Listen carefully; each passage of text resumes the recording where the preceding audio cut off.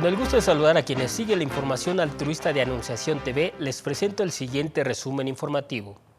La Conferencia del Episcopado Mexicano comienza preparativos para la visita del Papa Francisco.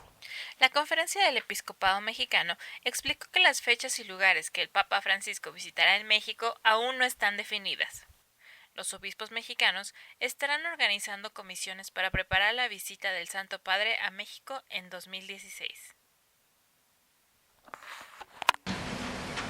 Con gran alegría hemos recibido la noticia de la próxima visita pastoral del Papa Francisco. Para los católicos, el sucesor de Pedro es el principio visible de la unidad de la Iglesia. Estamos contentos porque la visita pastoral del Santo Padre fortalecerá nuestra fe, alentará nuestra esperanza y nos impulsará a ser testigos del amor misericordioso. Los lugares y los tiempos de la visita del Papa no están del todo definidos, es decir, más bien no están definidos porque corresponde al Papa con su equipo que le ayuda a organizar las visitas, definir ya con claridad qué lugares. Desde que se dio a conocer que el Papa había decidido visitar México, nos dimos a la tarea de empezar a hacer algunos preparativos en base a algunas orientaciones que nos envió el doctor Alberto Gasbarri, que es el responsable de los viajes papales internacionales. También algunas de las dependencias de la Santa Sede vinculadas a este trabajo de las visitas del Papa nos hicieron llegar a unos protocolos. Entonces establecimos una coordinación general que está conformada por el Consejo de Presidencia y la Nunciatura. Para Anunciación TV, Cristina Vázquez. Universidad ORT de México llevó a cabo una conferencia sobre el tercer sector en México. Pues más que nada es un poquito dar difusión sobre el tema de qué es lo que está pasando con el sector social y las organizaciones sin fines de lucro en México. Como sabemos, el sector social mexicano es de los menos desarrollados de los países de la OCDE y de América Latina. Y lo que queremos un poquito es hablar precisamente de qué es lo que está pasando y cuáles son algunos de los factores que evitan que el sector social sea una fuerza importante. En otros países más desarrollados, el sector social no solo es un componente importante del Producto Interno Bruto, o sea, de la economía de los países, sino que además tiene una función muy importante para monitorear y para apoyar el trabajo que hace el sector público para la transformación positiva de la sociedad. Y en México el impacto que tenemos es relativamente pequeño, precisamente por el bajo desarrollo que tiene el sector. Pues muchos de ellos tienen que ver con cuestiones de fondos y normatividad, pero el más importante y que yo personalmente me quiero enfocar en la plática, aunque algunos de los otros ponentes van a hablar de otras cosas, tiene que ver con la profesionalización de la gente. Las organizaciones que tenemos son organizaciones que son poco profesionales.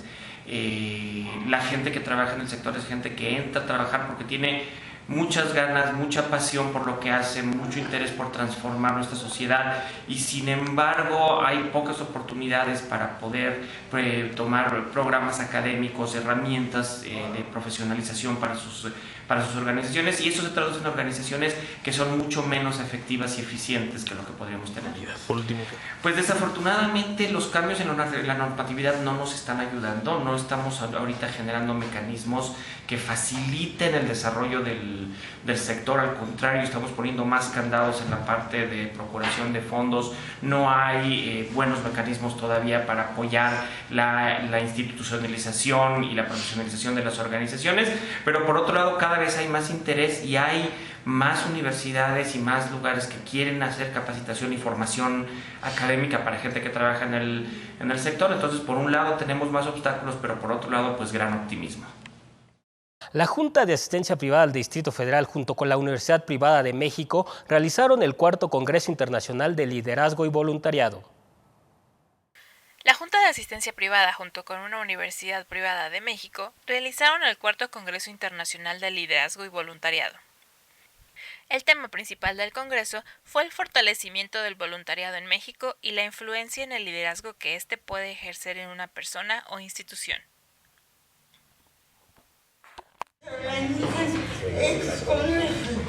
Yo como filósofa tengo la con El voluntariado es la herramienta para lograr un verdadero cambio social. ¿Por qué? Porque en el voluntariado sucede algo maravilloso. Sacamos lo mejor de nosotros mismos, nos entregamos y al darnos, por un lado, nos sentimos felices y al ser felices somos capaces de contagiar a los demás esa felicidad. El tema principal del Congreso fue el fortalecimiento del voluntariado en México y la influencia en el liderazgo que éste puede ejercer en una persona o institución. Sabemos que en México, y aquí está el dato, es un país de voluntarios. De acuerdo a la encuesta nacional sobre solidaridad y acción voluntaria, el 75% de las personas que participaron dijeron haber hecho algo por los demás sin pago alguno. Ser voluntario no es cuestión de género. Participan de igual forma tanto hombres como mujeres. Los voluntarios ayudan con su esfuerzo también a la construcción y reconstrucción del tejido social, porque por naturaleza los mexicanos somos solidarios. Para Anunciación TV, Cristina Vázquez. Conoce más acerca de la Asociación Mexicana de la Enfermedad del Huntington, IAP.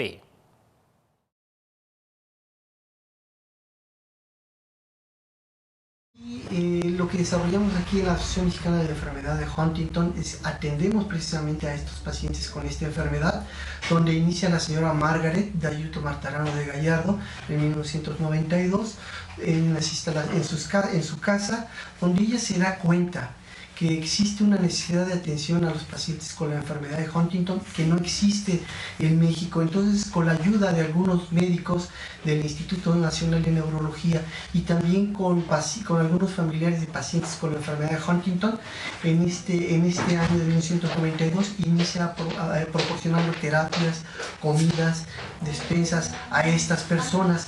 Posteriormente, a partir de 1994, la señora Margaret se constituye la organización de la Asociación Mexicana de la Enfermedad de Huntington, AC, ¿sí?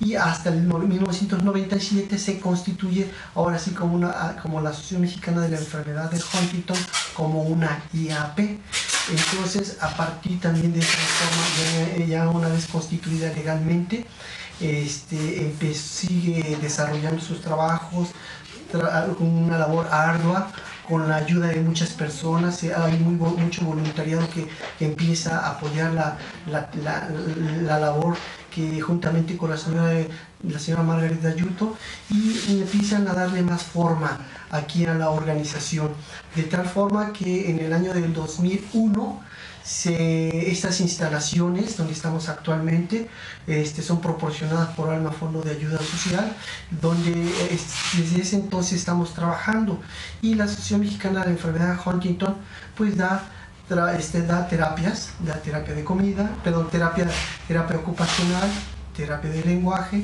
terapia ocupacional, terapia espiritual, y también se da yoga. Estas terapias tienen la finalidad de que las capacidades de los pacientes las pongan en práctica, ¿sí? Y se extiendan por el mayor tiempo posible. Sus capacidades las van a perder finalmente los pacientes, pero lo importante es que mientras las ejerciten, ellos van a tener una calidad mayor de vida, y obviamente les va a ayudar mucho, obviamente para vivir mejor, pero también para que su familia pueda estar puedan vivir mejor en armonía. Eso es una finalidad de nuestras terapias, pero también es proporcionar.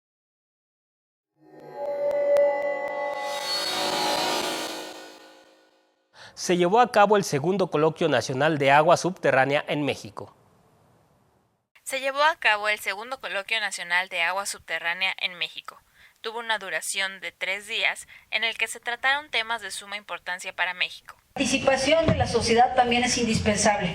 Debemos involucrarnos cada uno porque es nuestro derecho y nuestra responsabilidad pagar un precio justo por el agua.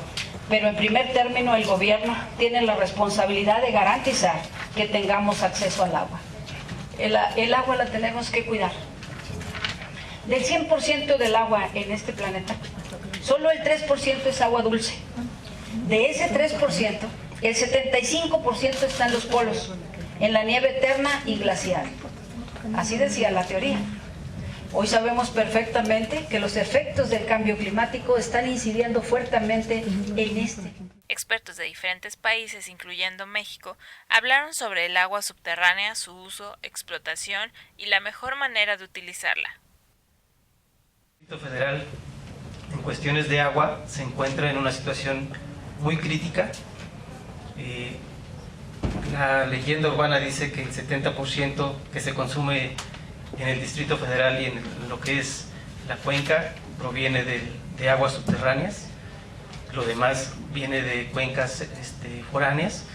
Y bueno, pues esto nos pone en una situación sumamente crítica desde el punto de vista urbano, por supuesto, y por supuesto también desde el punto de vista ecológico. Se realizaron recomendaciones para que la próxima ley de aguas incluya los trabajos de especialistas en el tema, para que se logre que el derecho al agua sea un beneficio para todo el país. Para Anunciación TV, Cristina Vázquez.